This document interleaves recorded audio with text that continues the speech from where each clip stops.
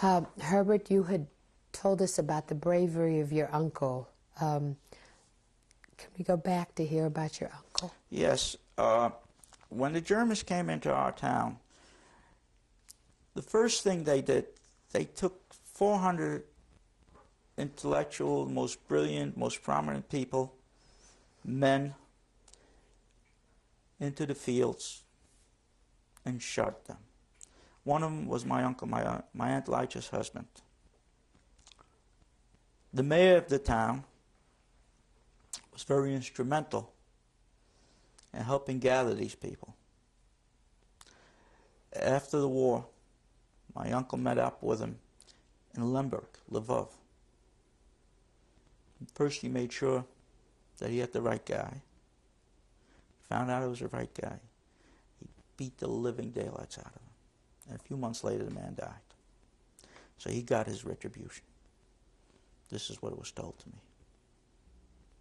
He was basically a hero. He helped save us, brought us food into the attic because we were 6 months more than he was. Gave my father information, what to expect, when to expect it. Your uncle. Yeah, he suffered a lot working to abuse, physical as well as mental. From the Germans. And the Polish, too. And then after the war, you had, tell me more about you stayed in the town in Sokol for a while, and what did you do? Well, I enrolled in a school at that time, 10 years old. I had friends. What kind of friends? Well, non-Jewish friends. There weren't too many Jews. Only about 40 to 30 Jews that were saved from the whole town. There was 15 in our attic. Most of them were slaughtered. And I liked the communist youth thinking and everything. I liked it very much. I didn't want to leave. They had a terrible time getting me to leave. And finally they got me and we went into the DP camps. You mean your parents had a difficult time? That's right. So you, and now you left the DP camps and you're in the United States. Yes, I was in the Hebrew Youth Academy. I made friends. In 1950, I graduated from the Hebrew Youth Academy. From the 5th grade, they skipped me up to the 8th, and I started Southside High School in Newark. There I made friends. One of them, Reuben Bedell, a lifelong friend of mine, had worked in a drugstore, and he said, I think I'm going to become a pharmacist. I like it. I said, fine, I'll become a pharmacist too. I had no idea what the thing was. My father, meanwhile, and my uncle had started poultry business because that was a means for them to work and not to Mechal Shabbos, not to violate the Shabbos. So they went into the poultry business. I used to help too a little bit, deliver orders. And they, at Southside High School, they took IQ tests, and they took mine. It was 70. They figured they were dealing with a moron. I couldn't speak the language. Finally, persistence, hard work. I was always stubborn. I made it. I did fairly well. I attained the proficiency in math and sciences, took the tough subjects. I always wanted to make something out of myself. My father always said, better make something of yourself because I can't help you much. And I didn't want to suffer because I felt I've suffered enough already. And he used to give an example of 2 frogs beating on milk until they got cheese, and they stood on cheese. It was an expression in Yiddish. And I'll never forget. Go? Can you tell us that? Pardon? Can you say it in Yiddish? Not really, okay. No. But this is basically, he said, you fight and work and do your best until you make something out of yourself and you stand on the cheese. And thankfully I did. And after high school, I entered Rutgers College of Pharmacy. That was a very happy day for me that I got accepted. I didn't even think I was going to get accepted. I was very proud of it. And with this friend of mine, and we've been lifelong friends. Tell me more about your life since you went into college. In college, I had to struggle, work hard. Wasn't easy. But again, the stubbornness, I guess, one of my traits that helped me survive, helped me here. I did fairly well. And in college, I've made friends. I was active in the Rho Pi Phi fraternity. Which is what kind of fraternity? Tell me about it. Was a pharmaceutical fraternity. I was more American than the Americans. I got involved in sports. I won the ping pong championships in 1957. I didn't want to remember where I came from. I was more American. I followed the Yankees, and I was on baseball teams, and I was pretty good at it. I didn't want to think of my past. My mother was very orthodox, and because of her, I stuck to observing the Shabbos, and then started having meetings. In the evenings, I go to Lubavitcher Yeshiva. I study for about 4 years because I had no background at all, and it stuck with me. As the kids grew, got older. Oh, the kids grew, you mean your children? My children. Yeah, got of course, married. That's right, got married, and they went to yeshivas. My beliefs became stronger. So tell me about your After religious college, life. Oh, go ahead. After college, I was going to be drafted, so I joined the National Guard. I spent 6 months in the Medical Corps. I was stationed in Fort Sam Houston, Texas. Then I spent the next 5 years in the reserves. I left the active duty in 1960, and I met Jacqueline Katz, my future wife. That was the best moment of my life. Well, tell me about her. Well, beautiful girl. She called me one evening. There was a meeting, some sort of organization, and if I was interested in coming. So I said to a friend of mine, I said, let's go, we got nothing to lose. She was 18 years old, a beautiful, most beautiful girl, a dream of my life. And as I go there, she sounded very nice on the phone. I see her, she looked better than she sounded. And she came over to me after 10 minutes and she said to me, I'm going to marry you. I said, this woman is crazy. Let me get out of here. So I said to my friend, let's get out of here. That was on a Sunday. I was doing relief work as a pharmacist on a Wednesday, and I called her. I figured she refuses me. That's it. I called and she accepted the date. And after that was history. We were married October 30th of that year. 1960. At that time, I was planning to go to medical school, and we got married. Children came along, and that was it. I couldn't. Thankfully, it took a long time until I got over it, but I got over it. Got over the fact that I wanted to be a doctor. And then, tell me more about your family now. Then, in 1961, we were blessed with Judy, beautiful little girl. In 1963, my son Michael was born. 66, my daughter Lisa. And in 70, our daughter Dvora. Thankfully, beautiful children. We've had a lot of nachas through the years. I'm thankful for that. And tell me about your parents. How did they, tell me about how they made their adjustment in this country. Well, they did fine. My father and my mother worked together. Worked very hard. Their main goal was to educate their children. My brother subsequently also went to pharmacy school. He also became a pharmacist. Married a girl from Brooklyn. They have 6 children, 3 boys and 3 girls, and 2 of his sons are pharmacists now. And 2 of his daughter-in-laws are pharmacists. So I started a, tradition. But I didn't want my kids to go to pharmacy schools. So the work was too hard. So they went each in their own different professions. And tell me about your religious observance now. It's different than as my kids went to yeshiva,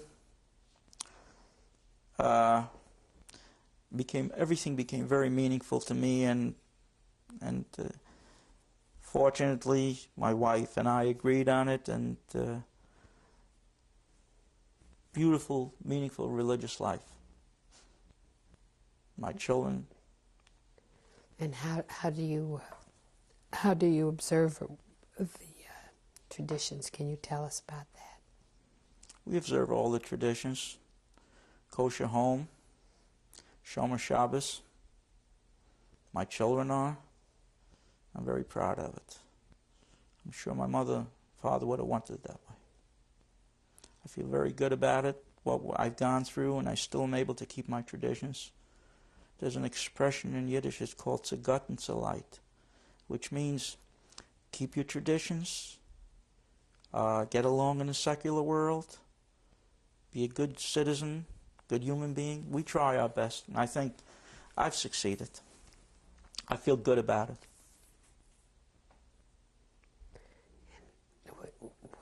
Would you have a message to the rest of the world as a survivor? Do you have anything to say to them? As a survivor?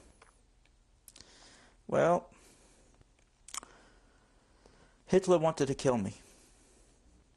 As a child, my people and everything. I survived. My answer to him is, our children,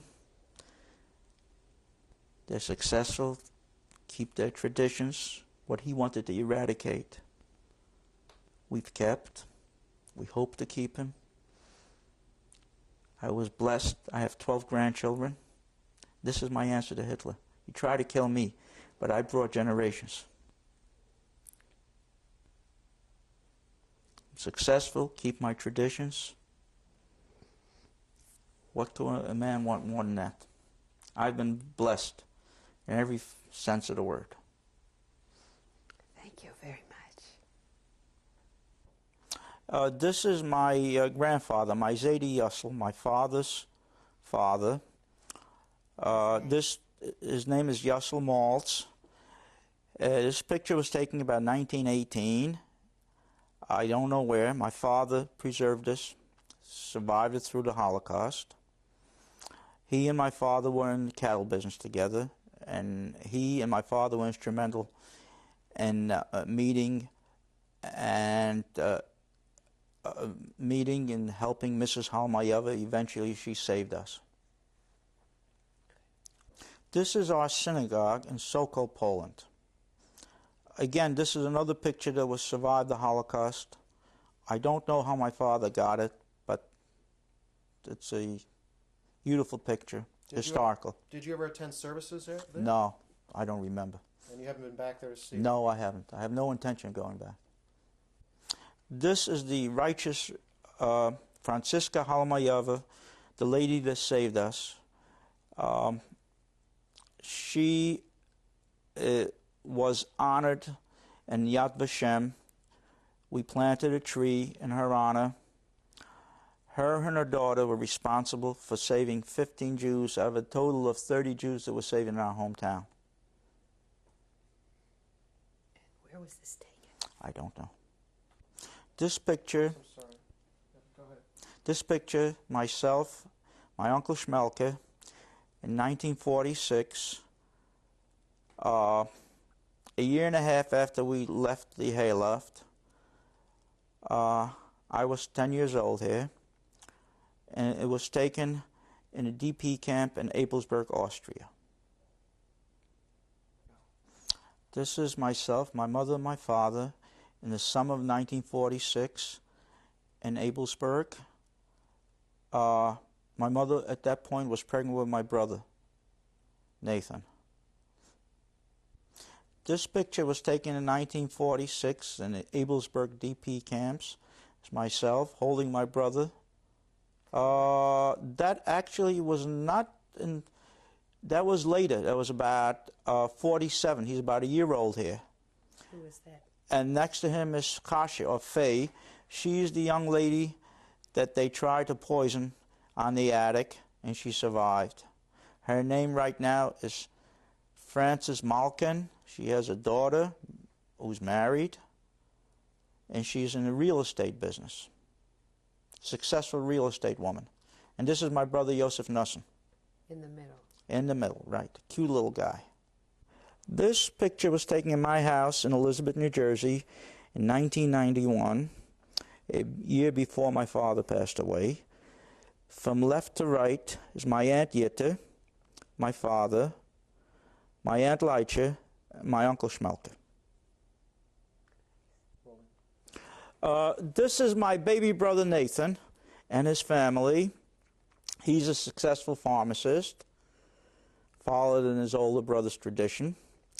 From left to right, his daughter Goldie, his son Avrami, his wife Cyril, his daughter Rivka, named after my Bubby Rivka, his son Menachem, his daughter Miriam, and his son Meir. The two older boys are pharmacists, and their wives are also pharmacists. This is my Uncle Schmelke and his wife, and their daughter Miriam, and the son-in-law Philip. From left to right is Rachel, Miriam holding Avi, and Leah. And this is Hanka, his wife Hanka. This picture was taken in 1986 at the Israeli Embassy in New York City when an award was given by the government of Israel to Mrs. Halmayov and her daughter. Helen's children are here. They represent the Halmayov of Mrs. Halmayov and Helen. From left to right, my Uncle Schmelke, the three grandchildren, two granddaughters and one grandson, myself and my father. Standing in front of the grandson is my mother. Next to her is my Aunt Leicha. Seated is my cousin Chasha and my Aunt Yitte. This picture was taken in May of '93 at my oldest daughter Judy's wedding in Ramat Sharon, Israel. Seated from left to right are Eliush, or Eliyahu Kindler, one of the survivors in the attic with me. Next to him is Sever, or Simcha's wife. Sever, Simcha, another one who survived with me. Unfortunately, he just passed away last month. And this is Eliyahu's wife. It's my daughter Judy and myself. This is my family, missing two little ones, because they were born after this picture was taken. This picture was taken in April of '96. From left to right is Dvorah, her husband, Rabbi Stephen Hershey, and he's holding Chani, which named after my mother. And on the bottom, next to Dvorah, is Sarah, their oldest daughter, and they also have a daughter, Dina Shalamis, born in September. Next to them is Dr. Amit Schechter and my daughter Judy. They live in Jerusalem, Israel. He's holding Matan, and Judy is holding Tamar Chana. Next to them is myself and my wife Jackie. Next to us is my son, Dr. Michael Maltz. He's a periodontist practicing in New City, New York. Next to him is his wife, Rivka Rina, their son, Eli Meir, their daughter, Ahuva, named after my little sister, Livshila, that was killed. And they also have a daughter, Dahlia, born in April 13th of this year, of '96.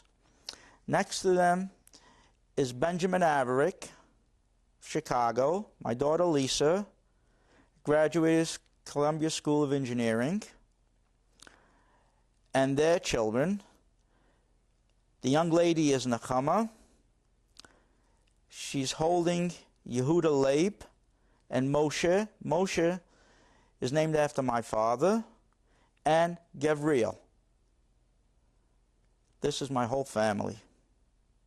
Very thankful to God for blessing me like this. This is myself and my grandson Moshe Averick, named after my father. It was taken in 1995 in Chicago. This is my family. One of my 4 children, Lisa Averick and Benji Averick and their children. I'm holding Gavriel. Nechama is on my wife Jackie's lap. Moshe is on Lisa's lap, and Yehuda Leib is on Benji's lap. These are 4 of my grandchildren of my 12, thankfully. And being that we're in Chicago now visiting, they live here, so I couldn't have my others. We're proud of all of them. Jackie, could you tell us what it's like to be married to a Holocaust survivor? 36 years. I think the thing that hit me the most 36 years ago was that I wasn't only marrying a man, I was marrying his whole family. And Herbie was a man that was fortunate enough for 30 years to have both parents. There was never a day that he didn't speak with his mother at least once a day. They knew everything about us, where we were going, what we were doing. At the beginning it was hard for me, but I got used to it. And as I learned what they lived through... Why don't you tell how he used to go to his mother first when he came up here? Well, that was a little bit of a problem at the beginning of marriage. Of course, marriage didn't mean to Herbie that he would leave his parents. It meant that he would keep his parents close to him and have a wife. So, of course, we had to move into the same house. They had a 3-family house, and we moved upstairs. And every day when Herbie came home from work, he'd stop downstairs to see his parents for a while before he'd come upstairs. And I wasn't used to this, and it took a while to get used to it. As the years went on, I appreciated them very, very much. They were wonderful people. I admired my mother-in-law for what she went through, so much loss in her family, and she always had faith to go on. Her grandchildren were the most important things to her. It's too bad that she never had the chance to see her great-grandchildren, but her grandchildren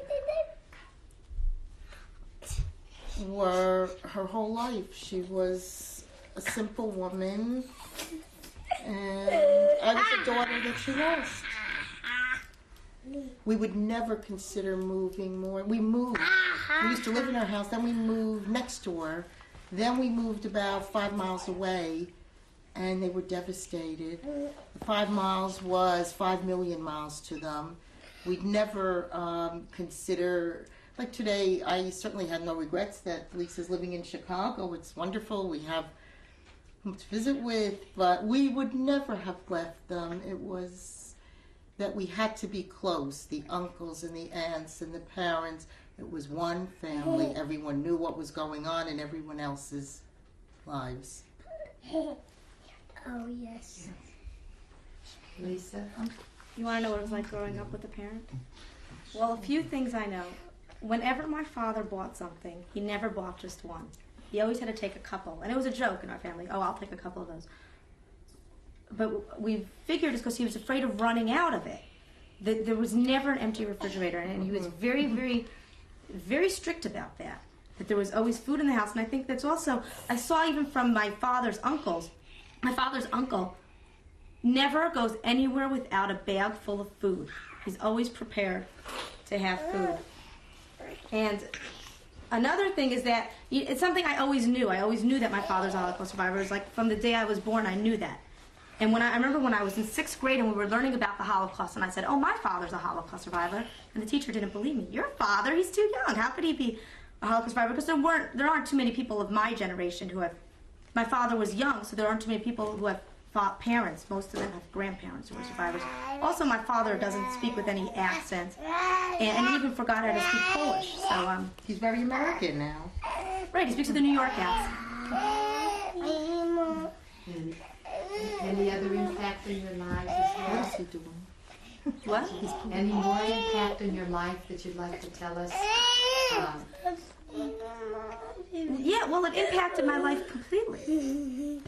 Every aspect of my life has been impacted by the fact that my father's a Holocaust survivor. I think his love for the state of Israel grew from surviving the Holocaust, and he implanted that in all of us. So that certainly impacted my life. What, sweetheart? You're hungry? And as a son-in-law, has that affected your life? I mean, obviously it's affected my life, and that if my wife is affected by it, then I'm obviously affected by it. I guess the most immediate effect, I somehow get a sense that you know, in the same way that my in-laws had trouble moving away to move 5 miles away from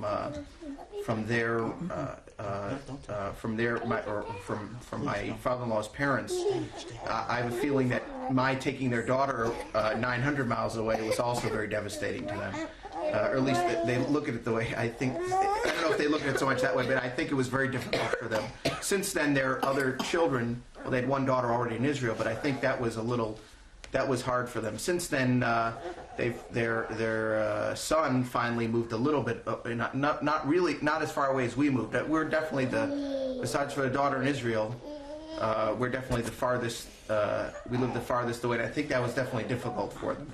And that might stem from the same thing, although that's in all families like that. But I think though there was especially a sense in my father-in-law's family that the family always has to be very close and be together, and Confide in each other. and very much. That's another thing. They're very much used to sharing everything, every detail of their lives with each other, because they were extremely close, and nothing was necessarily out of bounds, or nothing was too private to share.